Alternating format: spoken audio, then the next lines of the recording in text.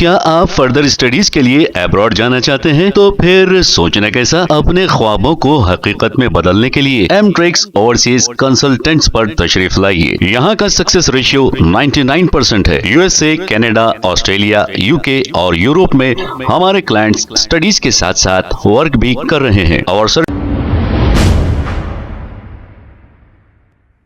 अस्सलाम वालेकुम नाजरीन, 7H न्यूज सच को रखे आपके आगे।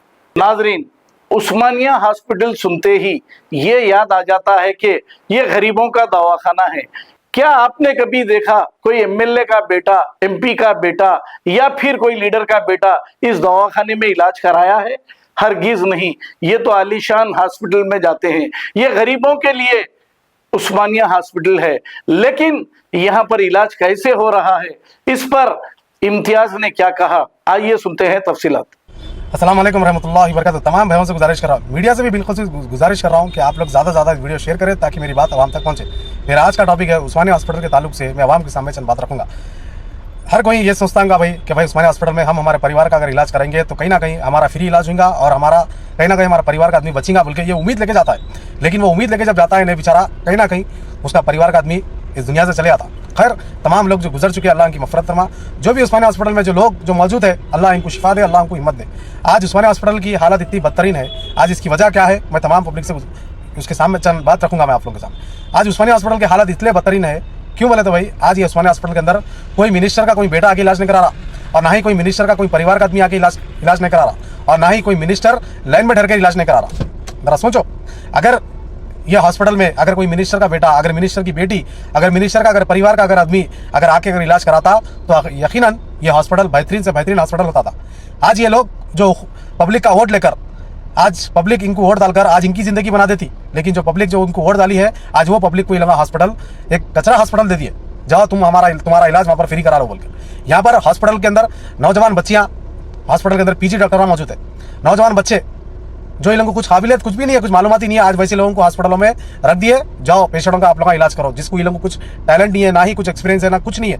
आज वैसे लोगों का इलाज कर रहे हैं हॉस्पिटल के अंदर।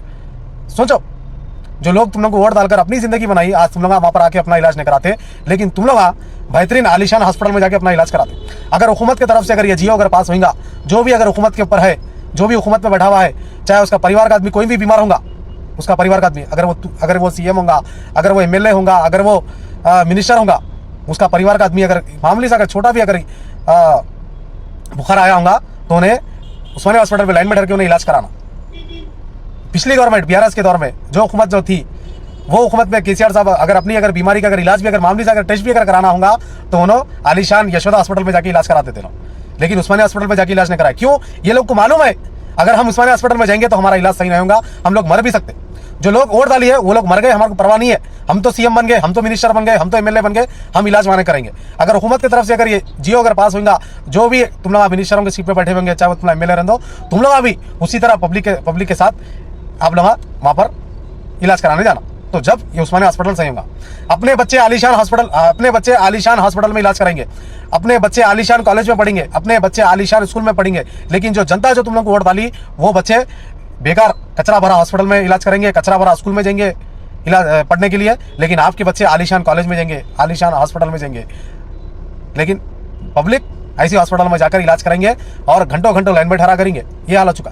क्या आप फर्दर स्टडीज के लिए अब्रॉड जाना चाहते हैं? तो फिर सोचना कैसा, अपने ख्वाबों को हकीकत में बदलने के लिए एमट्रिक्स ओवरसीज कंसल्टेंट्स पर तशरीफ लाइए। यहाँ का सक्सेस रेशियो 99% है। यूएसए, कनाडा, ऑस्ट्रेलिया, यूके और यूरोप में हमारे क्लाइंट्स स्टडीज के साथ साथ वर्क भी कर रहे हैं और services free profile evaluation, spot listing of universities based in eligibility, application processing, resume mock and guidance, free counselling and admissions and accommodation assistance. हमारा पता मातृश्री अपार्टमेंट अपोजिट जोडियो, बशीरबाग रोड, हैदराबाद। मोबाइल 9581987528। खबर है शहर की, खबर है गाँव की, खबर है सारी दुनिया की। 7H न्यूज पसंद आए तो लाइक कीजिए, शेयर कीजिए और सब्सक्राइब करना ना भूले। 7H news.